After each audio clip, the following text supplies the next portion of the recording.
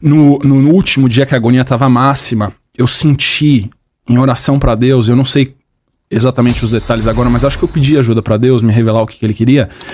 E Deus falou para mim assim, foi um sentimento, né? Se eu não vou mais bloquear o que você tanto quis, o seu desejo, você vai ser famoso. Só que eu quero que você saiba de uma coisa e depois eu não vou me meter mais. Essa música vai ser o seu trampolim pra fama e você vai ficar escravizado nela pra sempre. Tchau. E eu senti a presença de Deus saindo de próximo de mim. Eu arrepio de falar isso agora. A sensação de que você teria o sucesso, mas o teu Wi-Fi com ele teria interferências de comunicação. Sim, porque não era a vontade dele. Exatamente. Então, E eu tô te dando. Ele falou, ó, o sucesso da música tá aqui, você vai ter. Por causa de todo o esforço, de todas as energias e todos os recursos que você colocou, você montou a forma pra conseguir. Só que você não vai ter a minha bênção, porque não é isso que eu quero pra você. Eu tenho outras coisas pra você. E outra coisa, que não tem a ver comigo, eu só vou te dizer o que vai acontecer. Você vai ficar escravizado nela pra sempre. Você teve essa sensação. Não, eu tive uma certeza.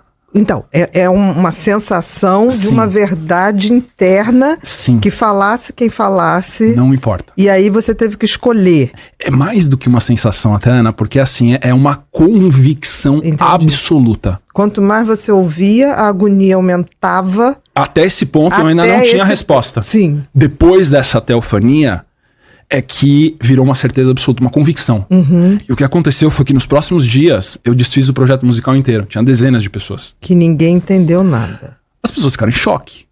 Tipo assim, surtou, tadinho. Ó, dentro das dezenas de pessoas, teve um que era um professor de canto, um cara que era um coach de canto que eu tinha, que ele olhou no fundo do meu olho e falou assim, eu entendo você, cara. Eu não sei o que você tá fazendo, mas tem coerência. Eu te entendo, ele falou. Eu senti que ele sabia... Entendi. Compreender a subjetividade da experiência. Por quê? Porque esse cara já tinha estourado com uma música sertaneja há 20 anos atrás. E já teria os palcos da fama. Ele sabe a pressão que a fama é. Entendi. E ele olhou pra mim e ele fala, eu sei por que você tá fazendo isso. Tá certo, continua. Foi o único. Todos os outros porque tinha passado por isso. Passou por ele era o único que tinha experienciado isso. Ele tinha ido pelo caminho que eu escolhi não ir.